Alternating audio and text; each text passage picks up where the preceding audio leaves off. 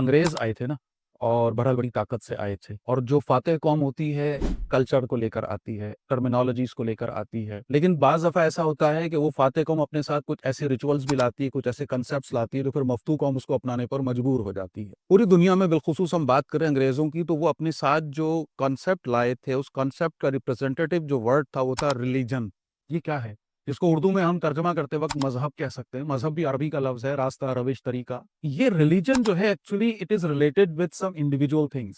میں اور آپ اپنے اپنے ریلیجن کے تحت کوئی عقیدہ، کوئی بھی کنسیپٹ اللہ کے لیے، خدا کے لیے، گاڈ کے لیے، اس عقیدے کے تحت، اس فیتھ کے تحت میں کوئی ریچولز کرتا ہوں، میں کچھ ایکٹس آف ورشپس کرتا ہوں، کچھ عبادات بجا لاتا ہوں۔ ٹھیک ہے، میری خوشی غمی کے کچھ مواقع ہیں تو میں ان موقعوں پر کچھ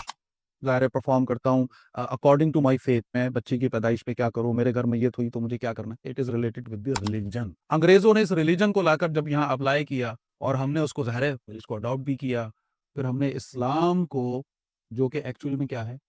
دین، اور دین کو اگر آپ کم از کم کے درجے میں بھی انگریزی میں ٹرانسلیٹ کریں گے تو یہ بنے گا سسٹم آف لائف۔ ہم نے کیا کیا، ہم نے کیا یہ کہ اسلام کو ریلیجن اس ورڈ میں، اس لفظ میں قید کیا، اور پھر یہ ذہن سازی صدیوں کا سفر ہے ظاہر ہے، یہاں تک کہ ایک وقت آج ہم یہ دیکھ رہے ہیں کہ آج ہمارے دیندار لوگ بھی اسلام کو محض ایک ذاتی سطح کی شے، کہ ایک 5 وقت کی نماز ہے، رمضان کے روزے ہیں، جس کو توفیق مل گئی حج کرنا ہے، عمرہ کرنا ہے، کچھ رسومات ہیں پیدائش کی، موت کی، تو ان کے ساتھ بس اٹس اوکے، باقی معاملات، پھر اسی طرح معاشرت، پھر اسی طرح معیشت، پھر اسی طرح سیاست۔ اور بلکہ آج تو کلمہ یہ ہے اس جدید دور کے حاملین کا کہ بھائی یہ مذہب کو، یا آپ کے جو بھی دین ہے، آپ کا جو بھی عقیدہ ہے، اس کو سیاست سے دور رکھو۔ یہ حکومت میں، سیاست میں، ریاست میں مذہب کا کیا عمل دخل ہے؟ اور وہ یہ کہتے وقت کتنی آسانی سے یہ فراموش کر دیتے ہیں کہ اللہ نے قرآن کا اتنا بڑا حصہ اسی ریاست اور سیاست سے متعلق نازل کیا۔ اللہ کے نبی صلی اللہ علیہ وسلم نے محض صحابہ کرام کو 5 وقت کی نماز نہیں پڑھائی، رمضان کے روزے نہیں رکھوائے، انہوں نے ایک پورا سیاسی نظام ترتیب بنا کر ہمارے سامنے رکھا، اور اس سیاسی نظام کی اللہ کے نبی صلی اللہ علیہ وسلم نے تبلیغ فرمائی، ترویج فرمائی،